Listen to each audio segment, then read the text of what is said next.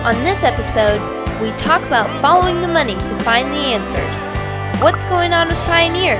Hear the marketing differences within the Corteva brands and why one over the other may not be promoting Enlist E3 soybeans. When making your seed decision for 2020, ask yourself, who does your seed company work for? Wall Street or the farmer? Think Merschman Seeds. We work for the farmer. Give us a shot to be your farm seed supplier in 2020. Hi, this is Joe Merschman. Welcome to Cup of Joe, episode number 15, season 2. Today we have our regulars, Tommy, Turk, and Ben, and like to talk about what's going on in the field right now. So, in sales, Tommy, what's going on? Well, Joe, it's been a up and down with harvest coming and stopping, and I think we're about 50% along the way throughout our whole territory here with corn and soybeans. A lot of anhydrous going on, cooler temperatures coming up. But what's really interesting, the guys are talking about, is why my Extend soybeans or the Extend soybeans I bought last year for $88 or even in that $70 range are $15 to $20 cheaper this year. And, I've kind of talked to them about that, and I said, it's competition. Enlist E3 and LGT27 are on the market side of things, and by having those new traits coming upon available to the farmer, it's really drove down the price of the competitive products. And that's interesting because if they can do that this year, why didn't they do it last year? And I guess we kind of talk about that's not what's right for the farmer. So I guess just by us introducing Enlist E3 soybeans and LG227 on product lines across the country here, it's just drove down Extend sales prices-wise $15 to $20. So again, I guess we're helping out the farmer in that situation. Well, it's definitely the year of the farmer, and Sure. And from a standpoint, he's really pinched on margins and profitability, Mm-hmm. and it's putting a lot of pressure on all the input suppliers to get their prices in line with profitability opportunities, and there's no question about it. Enlist E3 and LibertyLink GG27, some additional competition in the marketplace. The fact that actually our products, in my opinion, are superior to the Extend dicamba system because of regulations and application and weed control and multiple modes of action and et cetera, et cetera. We've been talking about it for weeks, and I'm sure everybody knows that they're a better product. But yeah, there's competition in there, but and that's good for the farmer. Yeah, absolutely. And I think that the farmer is definitely benefiting. I think you're exactly right. This is the year of the farmer, it's always the year of the farmer at Merschman Seeds. But I have a question, Joe, for you. If Corteva is on this Enlist side of things and they're a partner with MS Technologies and as far as Enlist E3, why aren't they pushing it as hard as, because we've seen the yield. Obviously, these yields coming out with these Enlist E3 soybeans are, everything we're seeing is better than an Extend platform just because of the easy use and the yield package behind it. Why wouldn't they get behind a product like that? Well, you're really asking the question, what's going on at Pioneer is Absolutely. what you're at. Corteva, sure. Yeah, and Pioneer part of the Corteva umbrella as well as other companies. But, well, I anticipated that you were going to ask that question, Tommy. I'm glad we led into that. But I went in and Googled it and said, kind of gives our listeners kind of a background of, what's going on between Pioneer and Monsanto in the past, and now that affects Corteva and now the Bayer Monsanto organizations. Okay, let's go turn the clock back. August 1st, 2012, Wall Street Journal reported DuPont told to pay Monsanto $1 billion, and that DuPont was Pioneer. And what was going on back then? Well, if people remember, back in 2009 is when a lawsuit was filed, and it was filed over DuPont's Pioneer's Optimum GAT soybean seed. And if you're not familiar with that Optimum GAT, what that was their version of Roundup Ready soybeans. It was a glyphosate-tolerant soybean. Well, as they were breeding it and working with it, they found out the tolerance level was just not acceptable. In other words, it just did not have enough tolerance to be able to kill the weeds and not hurt the soybeans. So lo and behold, Pioneer DuPont went ahead and crossed Monsanto's Roundup trait into it. And they didn't have licenses and the rights to do it, so therefore Monsanto sued them under patent infringement. And they lost that lawsuit, and it was $1 billion. And they were told they had to pay that on in August 1st, 2012. Well, as time goes on, that would have been a pretty hefty pill to swallow for any company of any size. The two sides got together, and Reuters reported on about a year later, in March 26, 2013, that DuPont Pioneer will pay Monsanto at least $1.75 billion in a new licensing deal. So the original deal was $1 billion.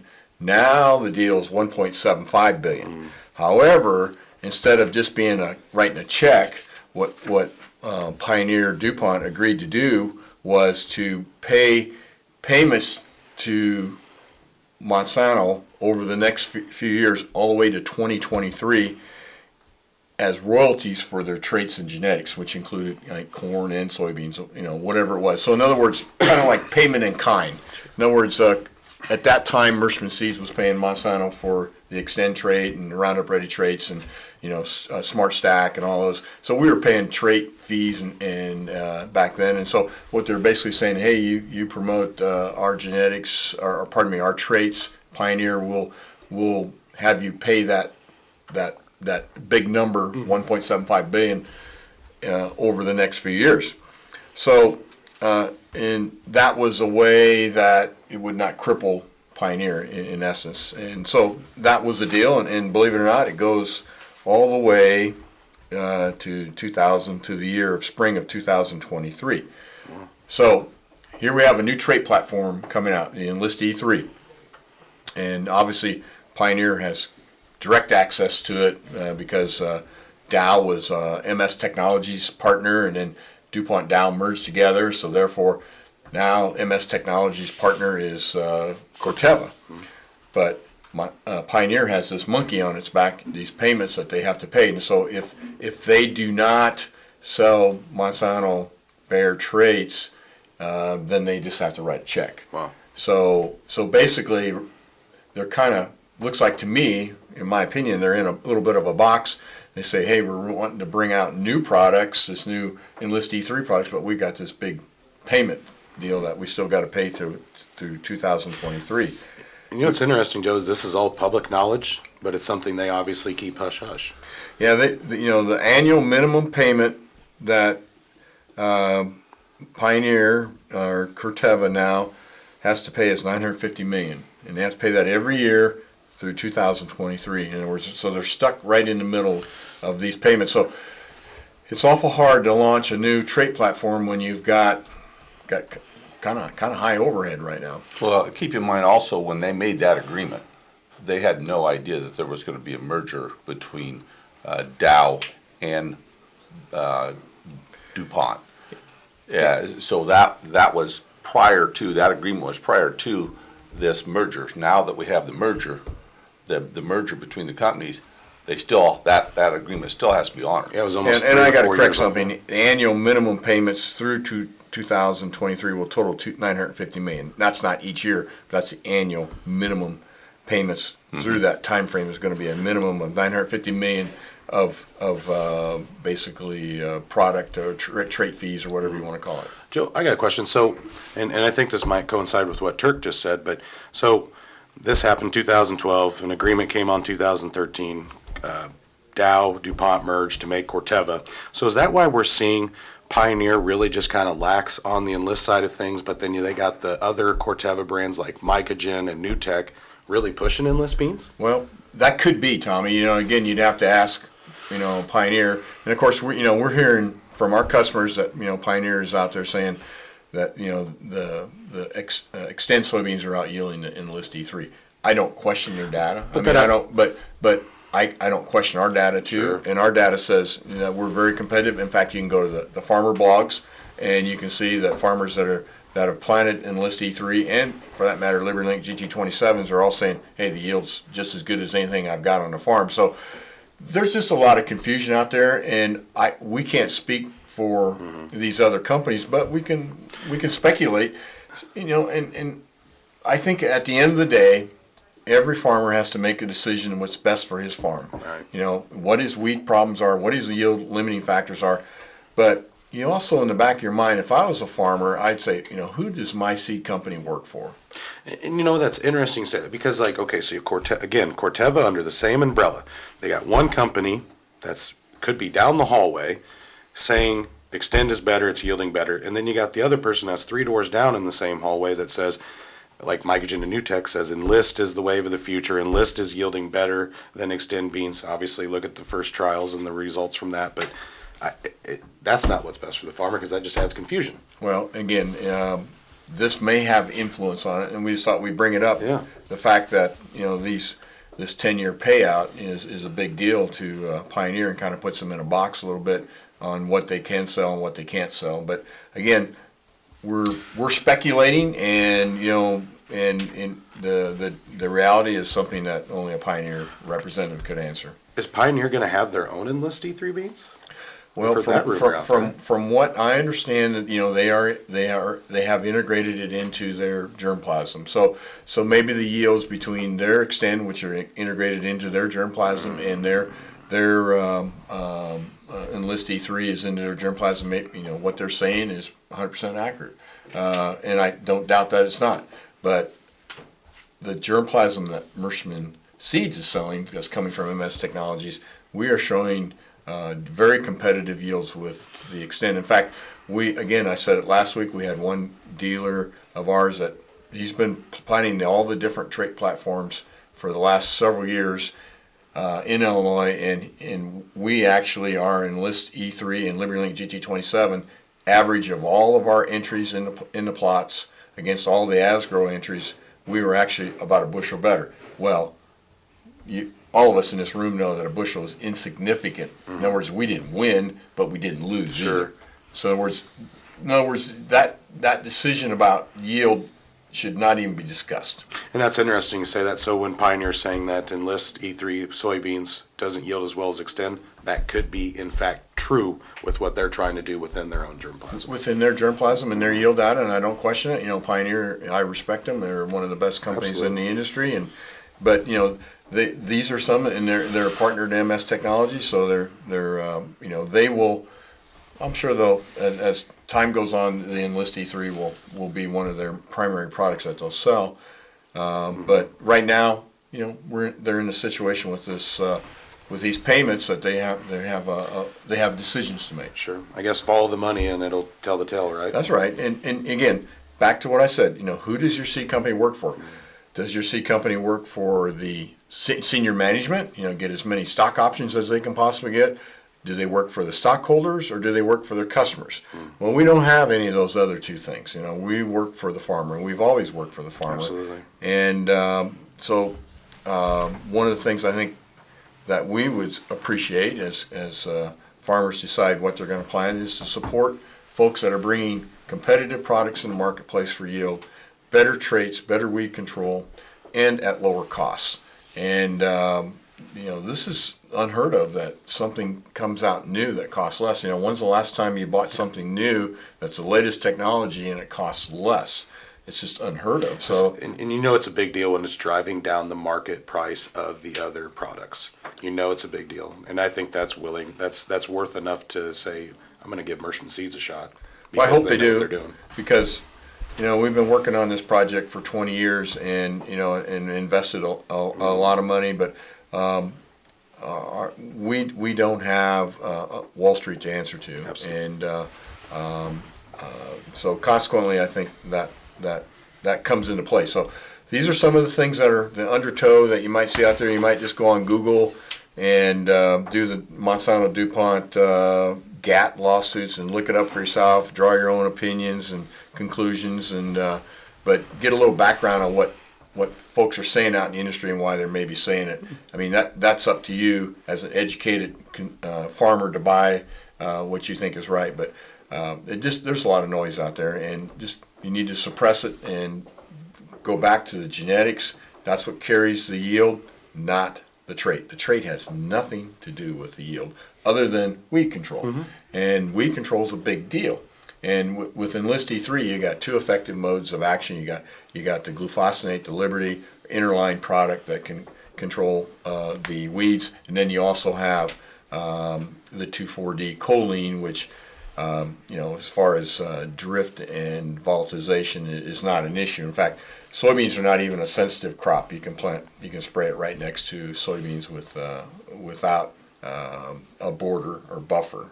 So those are things that we hope farmers take into consideration. And then farmers have to talk to their neighbors and say, hey, if you're putting Extend out there and I'm putting LibertyLink GT27s or Enlist E3, you got to be respectful of each other. And I think in general, farmers want to get along with their neighbors. Yeah. And this is the easiest way to get along with your neighbors is spray this product, because you're not going to get a call that you ding my soybeans. I had a dealer the other day tell me that working with Merschman Seeds is very easy, just for the simple fact of I can offer my customer peace of mind with the products that we offer. And the application part of it, we talked about this time thing, if the wind's blowing the wrong way or the temperature's too high now in Illinois, if the temperature's too high, 85 degrees or higher, you can't spray. Those are days that the weeds keep growing. And, the taller the weed, the harder it is.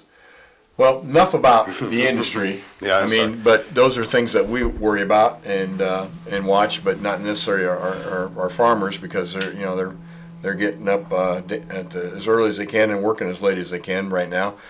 Let's talk about this weather. It's really influencing harvest. Obviously it started last spring with the delays. Now we're into really cold conditions.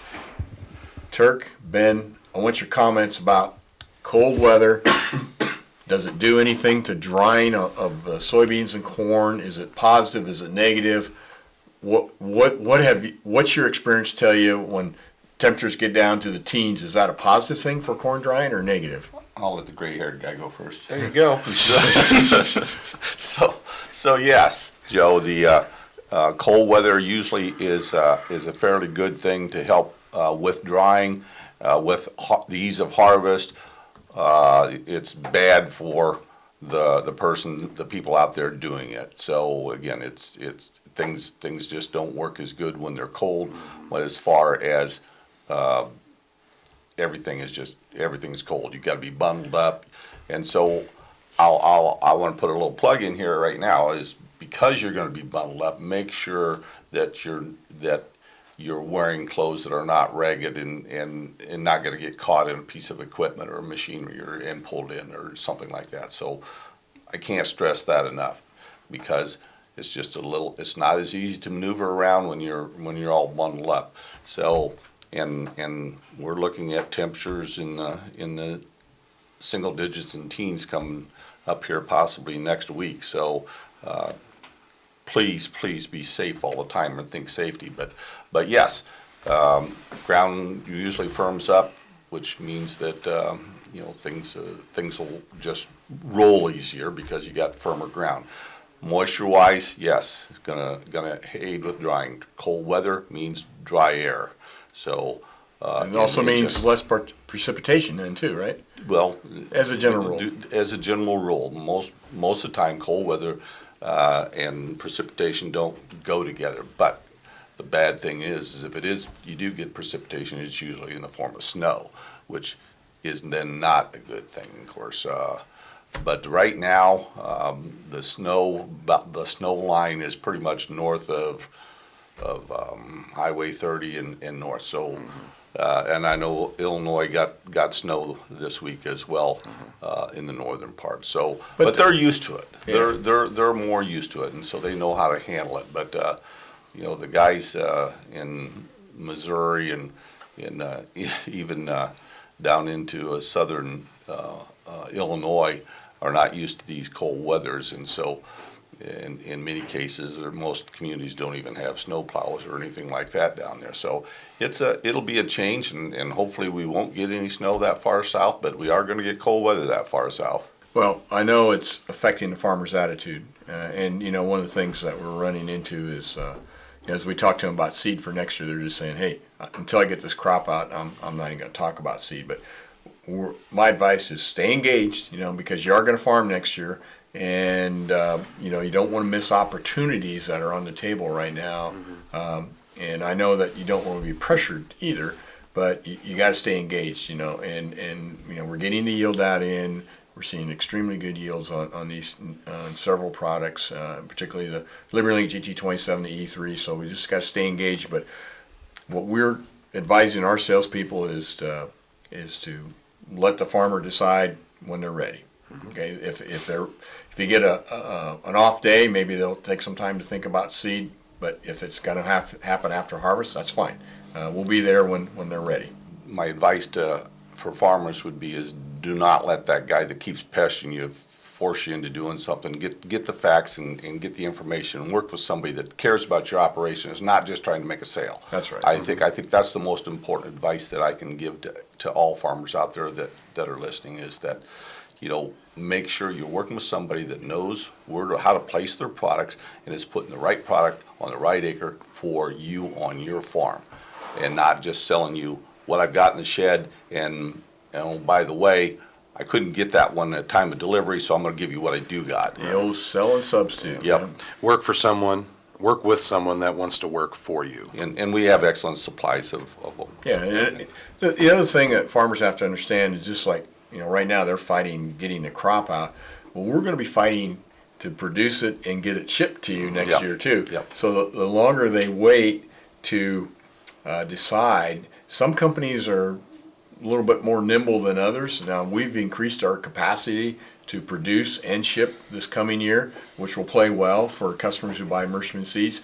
Some companies are, trying to grow their sales, but it's kind of like putting that 12-row head on your combine, but you still only have one semi. You're going to have a pinch point. Everything has to The logistics ramp up become the same. Yep. So then all of a sudden, that really low price or a special deal you got, if you don't have the seed in front of you, and you're ready to plant, the spring could break next year instead of June 1st. It could be April 1st. Sure. So all I'm saying is think about the big picture, and once you make your decision, I highly recommend get that seed where you can see it, because the whole industry is getting pushed back to produce.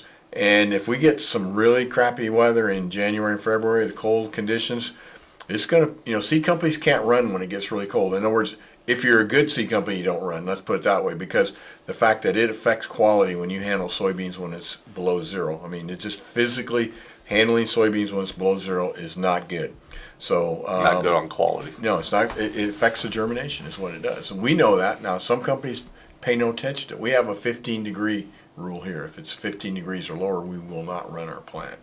And I don't know of any other company that has rules like that. But we have just found that handling soybeans, taking them out of a bin and bringing them into the plant, it can affect the quality. Now, one of the things you got to keep in mind when soybeans go in warm, they stay warm for a long time, and you can handle them very well until they get to the point where they're almost frozen. When they're almost frozen, boy, you really don't want to handle soybeans. Mm-hmm. And so we typically, as long as I've been here, we see the germs on seed that's produced in February always is the lowest germ of the year. Prior to that, it's higher. After that, it's higher. So technically, guys, in February we should be going to Florida for a month and just wait this thing out. Let's write that down here somewhere, guys. You pick the dates and let me know. Even as you say that, that question was asked. When you get below that 15-degree temperature, that plays right back into the moisture of the soybeans, because that's, we need to be in those temperatures. I mean, the 30-degree mark is our mark that we don't really want to be around. You know what I mean? I mean, when the soil temps are in the 38, 40 degrees, like what we're sitting in right now, we really either do need to, Mother Nature either needs to get cold for us to finish the crop out, or we need to get back warm. We're in a holding pattern right now where there's only 2 hours a day to cut soybeans, 3 hours a day to cut soybeans. The ground's still putting moisture off from, because we still have moisture in the soil that keeps the soybeans wet. Those are the problems that we're fighting out in the field. And air temperature is not going to dry corn or soybeans very much right now. Right, yeah. So we're in this holding pattern, unfortunately. And then that pushes back the farmer thinking about 2020. He's worried about his cash flow right now, profitability, and it's awful hard to plan 2020 when you got all these problems on your plate in the morning, and it's very stressful. And right now farmers are very stressed. And the other thing too, if there's anybody that's watching this that's a non-farmer, I says, for gosh sakes, in the fall, this time of year, when that combine's going down the road, when it's dark, give them the right of way.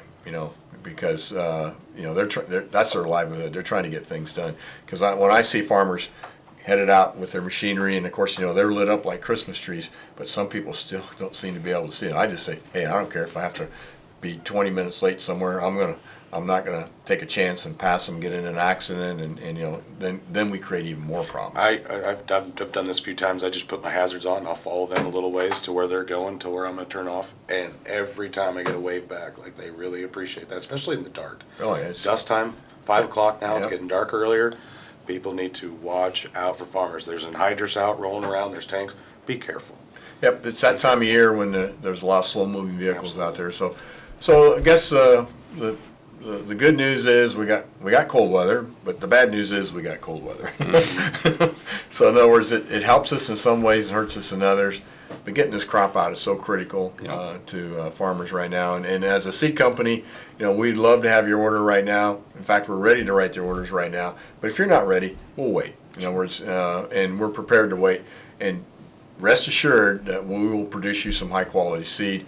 Thank goodness we ramped up our ability to produce more this year. We have 2 locations that produce. Both of them are higher capacity than they were last year. So we can catch up, and we can put out a high-quality product. And the companies that are out there that don't do logistics and don't do production very well, they could be in trouble. They could be in trouble. And we know who those are, but we prefer not to mention it today. Call us when you don't get your beans. That's right. So and the other thing too is, we told you before that we do an allocation of 47 bushels per acre from our seed fields, which is ridiculously low.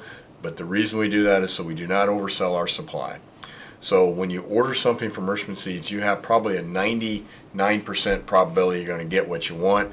The only thing that affects that is if we get a germination surprise. And we are just so totally different than most seed companies. Most seed companies, the marketing people are told to sell, the production people are told to produce, but they don't talk to each other. Mm-hmm. In other words, they oversell their positions, and then they go, well, what do we have in the warehouse that we can substitute? And I don't know about you, but that seed decision is so critical to your profitability that taking a substitution, in my opinion, is a big mistake. Mm-hmm. I agree. And so we just do not like to have those conversations. So our yields, I think our seed field yields are all coming in the low 60s for the most part. Even stuff planted in June. I know I was talking to a farmer here the other day, planted in first week of June, and he had the yield monitor hitting 100 bushel an acre in spots. So that's incredible. It's just incredible this year. So it's genetics. Hopefully the profitability will be there for the farmers this year. And any last comments about the trade deal, or it just sounds like it's imminent? The stock market has more confidence in it than the board of trade does right now. That's right. So, but they've been ramping up. Well, they're maybe coming to Iowa maybe to sign it, which would be a big deal for Iowa in the Midwest, Absolutely. in general. So we'll see what happens. Hope so. Yeah. So I don't think everything's doom and gloom, but I do think that we have our problems, and guess what? We have them every year. Yeah. But the main thing is try to stay stress-free, get your rest, be safe. Watch that clothes thing. My dad back on the farm, he got caught in a PTO, and he said he was just a fraction from getting sucked in, but it ripped his clothes off. Yep. And he was lucky that he didn't get, or maybe I wouldn't be here today. So who knows? Yeah. Anyhow, thanks for watching today. We appreciate your business, and if you ever have any questions or concerns and something that you'd like us to bring up on Cup of Joe, send it to us. We're always welcoming questions that you have, and we'll give you our opinion. And again, as always, check us out, see the other side of the story, but we'll do the best we can to help you be more profitable. We'll see you next week.